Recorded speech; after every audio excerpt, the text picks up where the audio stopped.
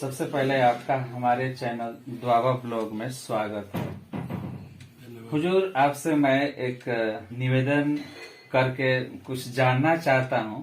प्रश्न तो करने के मेरी औकात नहीं है, लेकिन मैं आपसे कुछ सीखने के भाव से मैं आया हूँ कि जब हम किसी अदर संसारी से कहते हैं कि हम एक निरंकारी हैं और इस दुनिया में सबसे अच्छा निरंकारी मिशन है, आप हमारे साथ हो जाइए, तो लोग कहते हैं कि आपके निरंकारी मिशन में ऐसी क्या खासियत है जो कि दुनिया में सबसे अच्छा निरंकारी मिशन को आप बता रहे हैं।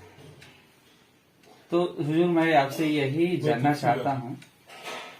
देखिए, ऐसा है, निरंकारी मिशन, पहली बात तो यह है कि न कोई धर्म है, न कोई मजहब है, न कोई संप्रदाय है, न कोई संस्था है। निरंकारी मिशन एक आध्यात्मिक विचारधारा है। निरंकारी मिशन किसी धर्म की अवहेलना नहीं करता, किसी की निंदा नहीं करता, किसी की बुराई नहीं करता। कारण क्या है? निरंकारी बाबा जी हमें एक निराकार प्रभु परमात्मा ईश्वर की जानकारी देते हैं और उसको जानने के बाद, उसके दर्शन करने के बाद उसके अंदर एक ऐसी भावना पैदा हो जाती है कि जो निराकार, हमने जिस निराकार के दर्शन किए हैं वो तो हर एक इंसान के अंदर है। इसलिए वो हर एक इंसान से प्यार करता है, हर एक इंसान से मोहब्बत करता है, उसके साथ कोई वैर विरोध नहीं करता है और किसी धर्म और संस्था की यहाँ कोई बात ही नहीं है, क्योंकि सारे संसार को पैदा करने वाले एक निराकार प्रभु परमात्मा ही है, ईश्वर है। परम पिता परमात्मा सब तेरी संतान, ये बाबा जी का स्लोगन है। सब परमात्मा की संतान है, तो हम एक ही परिवार के सदस्य हैं।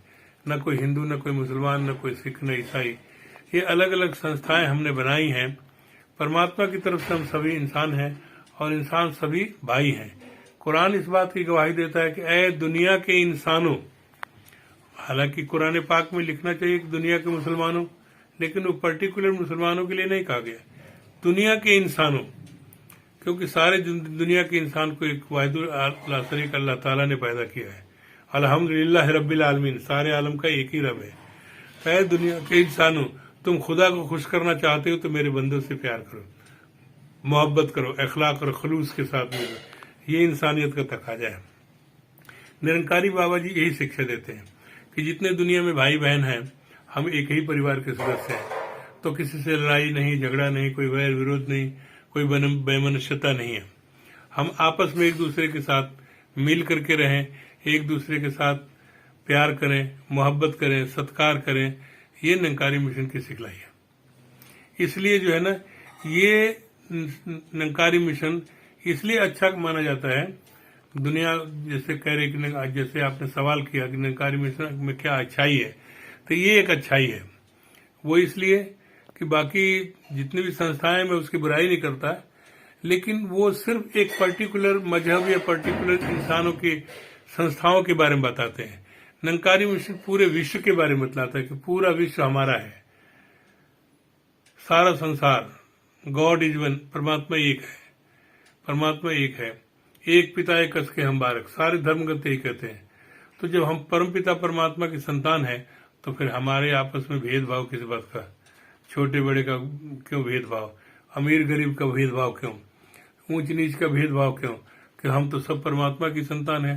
तो माँ बाप के सारे संतान है, तो एक ही माता पिता है, एक ही परम पिता परमात्मा है। तो फिर दूसरे उससे लड़ाई झगड़ा किस बात की होगी? आपस में भाई हैं, आपस में भाई बहन हैं।